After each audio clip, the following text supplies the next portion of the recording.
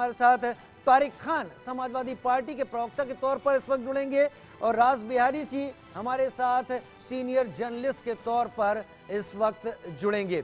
तो इस चर्चा में हम बात करने जा रहे हैं उन बयानबाजियों की जो बयानबाजी लगातार हो रही है, जो बयानबाजी लगातार दिखाई पड़ रही है, जो बयानबाजी लगातार हिस्सा है इन चुनावों को लेकर। इन चुनावों के पहले ये बयानबाजी कितनी ज्यादा तीखी हो जाएगी उसके भी अंदाजा लगाना यहाँ पर सवालों के घेरे में है। चलिए सबसे पहले मैं रास बिहारी जी को ही मौका दूंगा, क्योंकि मैं उम्मीद करूंगा कि बहुत जल्द शिवम त्यागी की मेरे साथ जुड़ जाएंगे बीजेपी से और फिर मैं चर्चा को आगे बढ़ाऊंगा। लेकिन रास बिहारी जी, एक लंबा इतिहास रहा है इस चर्चा में आने के पहले, क्योंकि हमारे दर्शक अब सब कुछ जानते हैं, गूगल का जमाना है, इसलिए वो भी चीजों को अच्छी तरीके से कैलकुलेट करके देखते हैं। सोनिया जी का वो बयान जिसमें उन्होंने मौत का सौदागर कहा था, फिर मणिशंकर अय्यर जी का बयान चाय वाला कहा, फिर सहारनपुर से एक शख्स थे जिन्होंने चुनाव के पहले कहा मैं बोटी कर दूंगा, बाद में वो समाजवादी पार्टी में चले गए, अब सुनते हो वापस फिर लौटकर कांग्रेस में आ गए हैं। नीच का बयान भी जिस तरीके से भुनाया गया, मोदी सरनेम पर जिसके चलते राहुल गांधी दिक्कतों में पड़ गए। लालू यादव जी ने तो परिवार पर बयान दिया और कहा हिंदू भी नहीं है। अब चौकीदार चोर है का भी पिछली बार बयान था, वो भी किस तरीके से गया।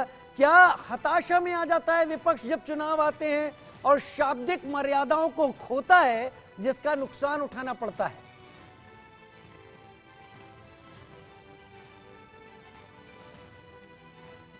राजीव जी,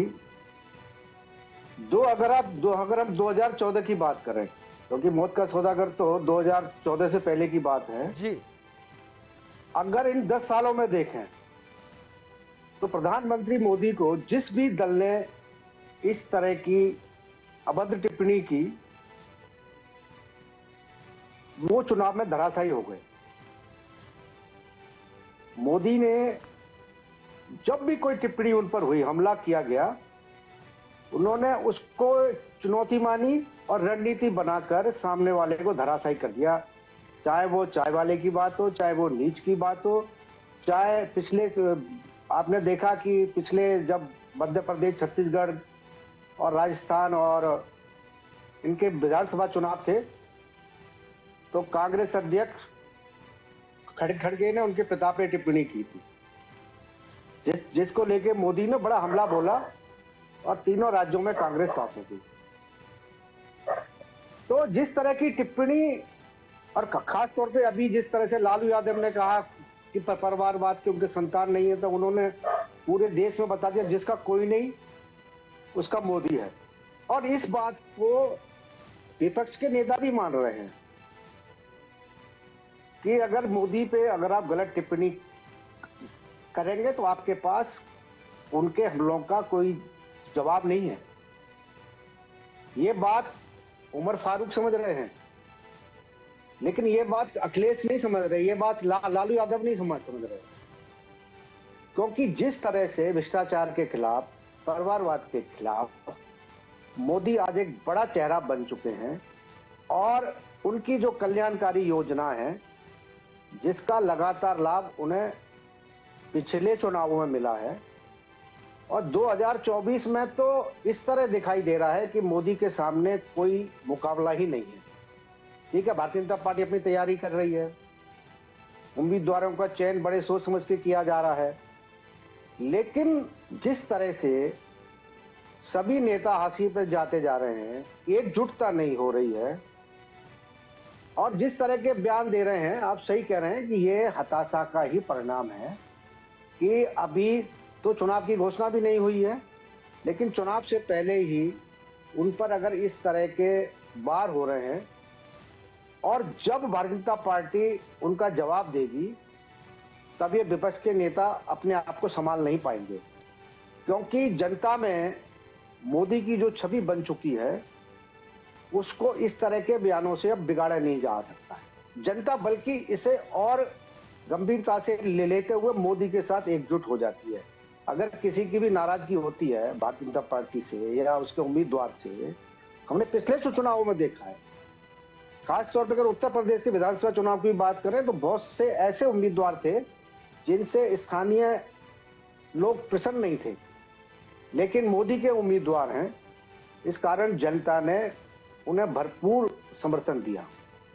तो ये बात विपक्ष को समझनी चाहिए कि मोदी पर अगर निजी हमले किए जाएंगे तो उनके सामने चुनौती पेश होती चली जाएगी। ठीक है, ठीक है, ठीक है। मेरे साथ इस वक्त तारिक खान जुड़े हुए हैं, मनीष जी मेरे साथ कांग्रेस से भी इस वक्त जुड़ गए हैं प्रवक्ता के तौर पर, मनोज चौधरी आरएलडी से जुड़े हुए हैं। तारिक भाई का मैं रुख कर लेता हूं। तारिक भाई, वो क्या मजबूरियां हैं? ऐसा नहीं है कि विपक्षी गठबंधन में विपक्ष के पास एनालिसिस करने के लिए कोई ना हो या एनालिसिस किया ना जाता हो। पिछले कई चुनावों की बात अभी राज बिहारी जी के जरिए हम लोग बात कर रहे थे, उसमें बहुत सारे ऐसे नाम हैं, बहुत सारे ऐसे विशेषण हैं जो प्रधानमंत्री नरेंद्र मोदी के ऊपर उछाले गए और बीजेपी ने उनका ही फायदा उठा लिया और इस तरीके से उठाया कि सत्ता से दूर रखा आप लोगों को। अब ये कहने की जरूरत क्या आन पड़ी कि हिटलर का भी कार्यकाल 10 साल का था, इनका भी 10 साल का है, अब ये चले जाएंगे। क्या आपको लगता नहीं कि ये सब कुछ आपके खिलाफ अगर चला गया तो कहीं बहुत आपको भी फिर एनालिसिस करना पड़ेगा कि वो कौन सी बात थी जो हमको सत्ता में आने से रोक गई? क्या खिलाफ जाएगा और क्या नहीं, इसका निर्णय भारत की महान जनता करेगी और हम और आप तो कर नहीं पाएंगे। अब मैं कह रहा हूं, किसी भी बात को समझने के लिए इतिहास के 4-5 पन्ने उल्टे पलट लीजिए, सब कुछ दूध का दूध और पानी का पानी। अटल बिहारी वाजपेयी इंदिरा गांधी जी के सामने विपक्ष में रहे तो क्या संसद के अंदर इंदिरा गांधी जी की तारीफ करते थे कि वाह भाई वाह, क्या आप बेहतरीन काम कर रही हैं? आलोचना नहीं करते। उसके बाद सुषमा स्वराज और तमाम नेता आए संसद के अंदर और बाहर। ये सब लोग जब कांग्रेस सत्ता में थी या जनता पार्टी की सरकार थी तो कुछ करती थी तो बाहर निकल के तारीफ करते थे कि वाह भाई वाह, क्या बेहतरीन काम किया है, हम आपके साथ हैं। क्या सरकार की आलोचना करना 153A लगा देंगे आप? नहीं, गलत नहीं। तारिक भाई प्लीज, तारिक भाई प्लीज, मैंने कहा ही नहीं आपसे कि आपने सरकार की आलोचना की, मैंने शब्द इस्तेमाल ही नहीं किए। मैंने कहा प्रधानमंत्री नरेंद्र मोदी की संज्ञा अगर आप हिटलर से जोड़कर देंगे तो फिर सोचना होगा, क्योंकि बहुत सारे राज बिहारी जी और हमने अभी, इसीलिए मैंने राज बिहारी जी को पहले मौका दिया कि एक न्यूट्रली चीजें सामने आ जाएं कि इतिहास क्या था और वर्तमान में क्या गलतियां दोहराने की कोशिश की जा रही है। आप बात आगे बढ़ाएं। अगर हिटलर से कंपेयर किया तो कुछ गलत किया क्या आपने इंस्टीट्यूशंस को कमजोर नहीं किया? आपने चुनाव आयोग को कमजोर नहीं किया? तीसरा आदमी लेके आए अमित शाह के रूप में, चीफ जस्टिस ऑफ इंडिया को हटाया, कल या परसों मुख्य चुनाव आयुक्त ने इस्तीफा दे दिया। आपने इंस्टीट्यूशन को कमजोर नहीं किया, मजबूत किया। आपने जिस तरीके से सीबीआई, ईडी, इन सब चीजों का इस्तेमाल किया, आपने इंस्टीट्यूशन को मजबूत किया। हिटलर ने भी इंस्टीट्यूशन को कमजोर किया। आपने जबरदस्त किस्म से डिसइन्वेस्टमेंट किया, सरकारी स्टेक बेचे, तो इससे भी इंस्टीट्यूशंस कमजोर हुआ। एक नहीं, 1000 जगह जुडिशरी में आपका इंटरफेयर, कॉलेजियम सिस्टम को आपने अफेक्ट करने की कोशिश की। जब किरण रिजिजू कानून मंत्री थे, उन्होंने कहा कि जो जजों की नियुक्ति है उसमें सरकार का नियंत्रण होना चाहिए। सालों से चली आ रही। आप चाहते हैं कि जज नियुक्त हो उसके बाद, और ऐसे कम से कम 20 जज हैं जिनको आपने इनाम दे दिया, कुछ ना कुछ बना दिया और उन्होंने सरकार के मुआफिक निर्णय दिया। तो जुडिशरी को इफेक्ट करना चाहते हैं आप? जुडिशरी को अगर इफेक्ट कांग्रेस ने किया होता तो हाई कोर्ट मौजूदा प्रधानमंत्री के खिलाफ ऑर्डर न दे पाता। आज भारतीय जनता पार्टी ये कर रही है, उसके जिम्मेदार कांग्रेस है, क्योंकि कांग्रेस ने इंस्टीट्यूशन को मजबूत किया, जुडिशरी को मजबूत आपने अभी कहा हाईकोर्ट मौजूदा प्रधानमंत्री के खिलाफ ऑर्डर न दे पाता। ये नहीं, एक मिनट तारिक भाई, आपने कहा कि हाईकोर्ट मौजूदा प्रधानमंत्री के खिलाफ ऑर्डर न दे पाता। ये उदाहरण जरा हमारे दर्शकों के लिए साफ कर दीजिए, किस मामले में आप ये बात कह रहे हैं? ऐसा है कि जब इमरजेंसी लगी, जी, मैं यही आपको बताना चाहता हूं। आप जिसको डिफेंड कर रहे हैं ना, वहां पर आपातकाल लगाने की बात होती है अगर न्यायालय वहां पर फैसला देता है। आप बहुत क्या डिफेंड कर रहे हैं तारिक भाई? मैं बलिहारी हूं, सोच की बलिहारी हूं। आपने क्या डिफेंड किया? आपने कहा कि हाईकोर्ट ने वहां पर फैसला दिया, आपने आपातकाल की बात नहीं बताई। बताइए उतना जितना जरूरी हो, यही चीज तो प्रॉब्लम है। शिवम त्यागी हिटलर से तुलना की। एक मिनट तारिक भाई, अब मैं शिवम को मौका दे दूं, मैं अब उनके साथ भी क्रॉस करूंगा। शिवम त्यागी हिटलर से तुलना की है अखिलेश यादव जी ने, जो कि समाजवादी पार्टी के सुप्रीमो हैं। उनका कहना है कि 10 साल का वक्त इनका भी था, 10 साल का हिटलर का भी था। शिवम त्यागी, आप सुन रहे होंगे, जवाब दीजिए अब। देखिए, थैंक यू। सबसे पहले तो मैं एक चीज कहना चाहता हूं कि इन्होंने कहा कि भाई आपने कैसे तय कर लिया कि आने वाले समय में इसका हमें नुकसान होगा या किसी को भी नुकसान होगा। मुझे लगता है आज तक अगर हम 2007 के बाद से बात करें तो 2007 के बाद से तथ्य तो यही कहते हैं कि जब जब इस देश के प्रधानमंत्री जी पर निजी आक्षेप हुए हैं, टीका टिप्पणी हुई है, तब तब प्रदेश की जनता ने, देश की जनता ने बाहर निकलकर जिस तरीके से पॉलिटिकल पार्टीज को, ऑपोजिशन को सबक सिखाया है, वो देश ने देखा है। चाहे वो 2007 का चुनाव हो, चाहे 11, फिर उसके बाद 14, फिर उसके बाद 19, और लगातार यहाँ पर आकर चाय बेच ले, चाय वाला चौकीदार चोर है, उसके अलावा तमाम तरह की बातें जो है उन्होंने कही, हर बार उनको बैकफायर करी। लेकिन वो आज भी इस बात को कहने से नहीं मानते, क्योंकि पर्सनल एनिमिटी इतनी ज्यादा है, आदरणीय प्रधानमंत्री जी को देखते ही नफरत इतनी उबल कर आ जाती है कि हम तो जैसे गारंटीड बैठे हुए थे कि राजा का बेटा राजा बनता है तो पूर्व मुख्यमंत्री का बेटा मुख्यमंत्री बनता है। लेकिन ये बीच में एक ऐसे व्यक्ति आ गए जिन्होंने सारे समीकरण बदल दिए, तो नफरत ज्यादा है। दूसरा, इनका इतिहास का ज्ञान बेइंतहा कमजोर और कम है। मैं मानता हूं कि थोड़ा पढ़ लेते तो ज्यादा बेहतर रहता है। जैसे कि ये कहते हैं कि नहीं नहीं, जजेस को अगर जो है राज्यसभा बनाया होता या इस तरह की बातें होती है, राजनीति में आए होते, तो इस तरीके से कोई हाई कोर्ट का जज शासन नहीं करता। छोड़ दीजिए जज बनाना और नेता बनाना। जस्टिस रंगनाथ मिश्रा ने जिस तरीके से कमीशन में रिपोर्ट दी थी, उसके बाद उनको जो है बनाया गया था। जस्टिस रंगनाथ मिश्रा इधर आए थे, छोड़ दीजिए। जस्टिस हिदायतुल्लाह का तो हाल ये था कि वो 2 बार राज्यसभा बने, फिर वो जज बन गए, फिर आकर वो कांग्रेस में आ गए। थोड़ा इतिहास पढ़िए भाई, ये बहुत हुआ इस देश में। लेकिन आपको आज दर्द है कि अगर कोई भारतीय जनता पार्टी की विचारधारा से जुड़ता है तो ऐसा क्यों हो जाता है। मैं सिर्फ एक ही चीज कहना चाहता हूं, आप इस देश के प्रधानमंत्री जी को गाली देना चाहते हैं, स्वागत। आप उनको हिटलर कहना चाहते हैं, ठीक है, दीजिए। आप उनको गंदी नाली का कीड़ा कहिए, आप उनको चाय वाला कहिए, आप उनको चौकीदार चोर है कहिए, आप जो चाह सकते हैं, जो कह सकते हैं कहिए। मोदी का परिवार है 140 करोड़ लोग। जैसे हमारे परिवार में भी हमारे मुखिया को अगर कोई कुछ कहेगा, चाचा ताऊ मामा फूफा कोई भी, तो हम उनको शायद बर्दाश्त ना करें और अपना रोष प्रकट करें।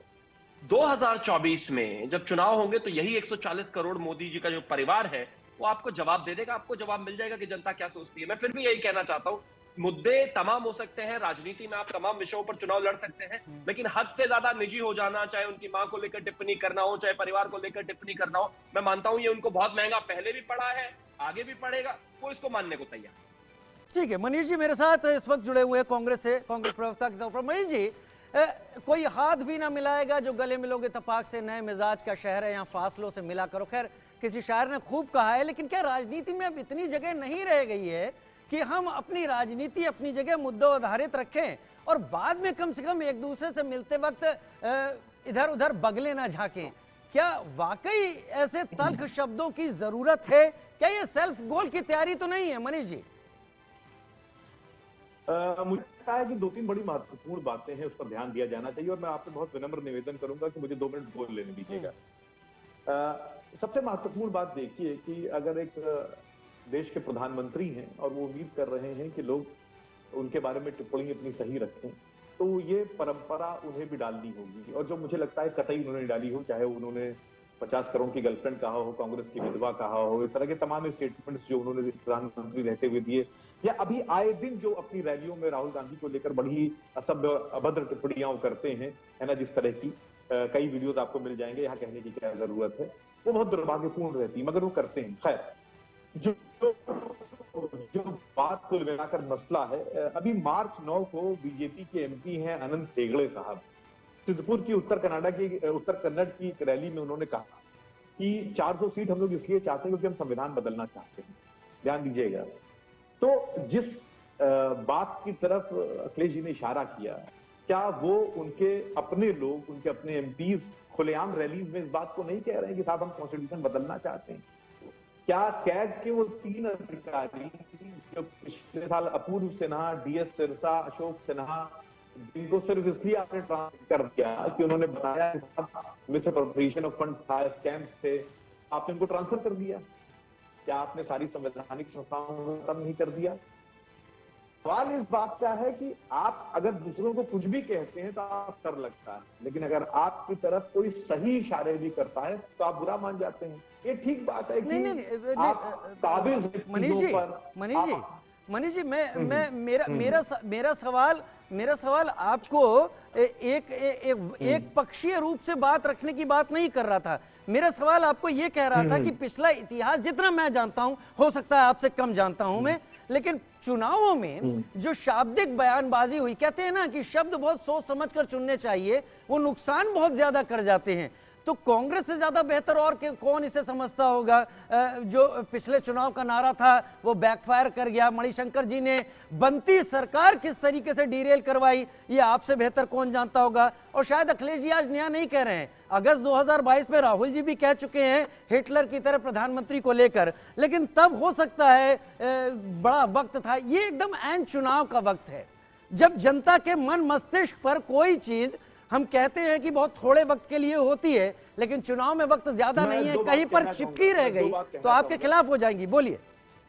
मैं दो बात कहना चाहूंगा। आपकी बातों से जो मैं समझ पा रहा हूं, आप कह रहे हैं कि साहब इलेक्शंस में कहा जाए, इधर से भी कहा जाए, उधर से भी, यानी मोदी जी भी कहें और सामने वाले लोग भी कहें।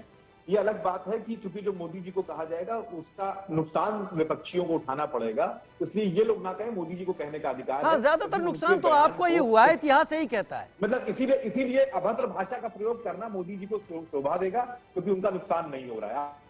मतलब ये है कि आप जिस तरीके से मेरे शब्दों में चुन रहे हैं, उसी तरीके से मैं आपके शब्दों में जा सकता हूं और आपके शब्दों की ऐसी स्थिति कर सकता हूं कि आपके लिए फिर बोलना दिक्कत होगी। मैं कतई इस तरीके से नहीं जा रहा था।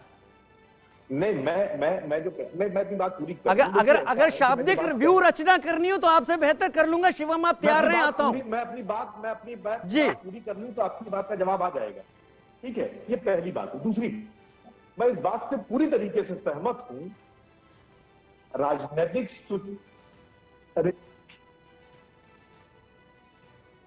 भाषा का चयन सही होना चाहिए। मैं इस बात से पूरी तरीके से सहमत हूं, कहीं भी मैं असहमत नहीं हूं। वो कोई प्रयोग करे, वो आदरणीय प्रधानमंत्री जी करें, विपक्ष के लोग करें, नहीं होना चाहिए। चलिए, मैं आपको आगे बोलने का मौका दूंगा। मेरे पास समय अभी थोड़ा कम है, पहले ब्रेक के पहले, लेकिन उस समय को मैं मनोज चौधरी जी का रुख करूंगा। मनोज जी, हम जब भी चुनाव में जाते हैं, हर नेता, हर राजनेता अपनी बात जनता तक पहुंचाने की कोशिश करता है। क्या शब्दों का चयन, शब्दों की मर्यादा चुनाव के वक्त कहीं ज्यादा मायने रखती है? क्या उसका असर होता है, क्या उल्टा असर होता है? ये देश गांधी का देश है भाई, और ये तारिक जी और मनीष जी को ये समझना चाहिए कि विपक्षियों के लिए भी सत्ता का, शब्दों का चयन अच्छा होना चाहिए। ये भूल गए कि देश के प्रधानमंत्री के लिए लोग बात करते हैं। 140 करोड़ की जनता का जो प्रतिनिधित्व कर रहा है, आज दुनिया भर में जिस देश का नाम बड़े सम्मान के साथ में लिया जाता है, अभी तारिक जी ने जिक्र कर दिया इमरजेंसी का। इमरजेंसी की गोद से पैदा हुए नेताओं में एक आदरणीय मुलायम सिंह यादव जी भी थे। उन्होंने 2019 में आदरणीय प्रधानमंत्री जी को कहा था कि मैं चाहूंगा आप पुनः प्रधानमंत्री बन के आए। उन्हीं की पार्टी के राष्ट्रीय अध्यक्ष, मैं किसी के लिए तीखी टिप्पणी नहीं करना चाहता, लेकिन देश के प्रधानमंत्री के लिए यदि हिटलर का शब्द उपयोग करेंगे, वो बेसिकली हिट कहना चाहते थे कि मोदी जी हिट हैं। वो गलती से हिटलर निकल गया। हिटलर का देश में यदि लोकतंत्र नहीं होते तो जो इस तरह के प्रवक्ता ये बैठे हुए हैं आदरणीय प्रधानमंत्री जी के लिए, देश के प्रधानमंत्री के लिए यदि इस तरह के शब्दों का उपयोग करेंगे तो मैं समझता हूं कि ये मानसिक रूप से बीमार है। ये जो लोग बैठे हुए हैं, बात कर रहे हैं, प्रधानमंत्री 140 करोड़ के प्रधानमंत्री हैं, उनकी एक आइडियोलॉजी है, देश विकास की गति पे बह रहा है। आज देश भर में मोदी जी का नाम बड़े सम्मान के साथ में लिया जाता है, हिंदुस्तान का नाम बड़े सम्मान के साथ में लिया जाता है, और मैं बड़े साफ तौर पे कहूंगा कि इनका दुश्मन कोई और नहीं, इनके अपने ही नेता हैं। जब जनता के बीच में ये लोग जनता की अदालत में जाते हैं तो जनता आकलन करती है इनकी दिमागी मानसिक संतुलन ये कितना खो बैठे हैं कि इनके पास में ना तो कोई एजेंडा है, ना कोई आइडियोलॉजी है, ना इनके पास में देश आगे कैसे चलेगा कोई रीति नीति है। तो ये क्या करेंगे? प्रधानमंत्री जी को टारगेट करते हैं, और जनता जनार्दन के बीच में जब ये लोग जाते हैं तो जनता इनको जवाब दे देती है। इन्हीं के ही वजह से भारतीय जनता पार्टी और एनडीए निश्चित रूप से प्रधानमंत्री जी का बहुत बड़ा योगदान है, लेकिन कुछ योगदान इन जैसे समझदार लोगों का भी है कि एनडीए तीसरी बारी में भी जो 400 प्लस का जो नारा दिया है उसमें 2-4-5% इनका भी योगदान है, क्योंकि जनता इन जैसे लोगों को सत्ता नहीं देना चाहती। चलिए ठीक है, एक छोटे से ब्रेक का मैं रुख करने जा रहा हूं और ब्रेक के बाद आता हूं, चर्चा जारी रहेगी। लेकिन जैसा तारिक भाई ने यहां पर, या अखिलेश यादव जो कि सुप्रीमो है समाजवादी पार्टी के, उन्होंने कहा कि 10 साल इस सरकार को हो गए हैं और 10 साल ही हिटलर का कार्यकाल था, अब ये बदलने की तैयारी है। हम जानना चाहेंगे कि 2004 से 14 के बीच में कार्यकाल आखिर किसका था। एक ब्रेक के बाद।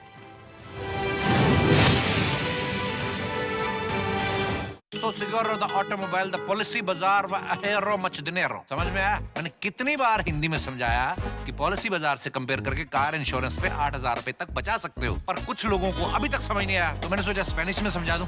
Adios amigos. सीमा पर देश की रक्षा करते जवानों की दिवाली सोनी ना हो, इस बात को ध्यान में रखते हुए पीएम मोदी ने इस साल भी देश के जवानों के साथ मनाई दिवाली। पापा, मेरा बच्चा। जानते हैं मोदी जी कि त्योहार में हम तो नहीं जा पाते बेटे के पास, इसलिए वही चले जाते हैं परिवार बन के उसके पास। सच कहूं, हम सब है मोदी का परिवार। मेरा भारत मेरा परिवार।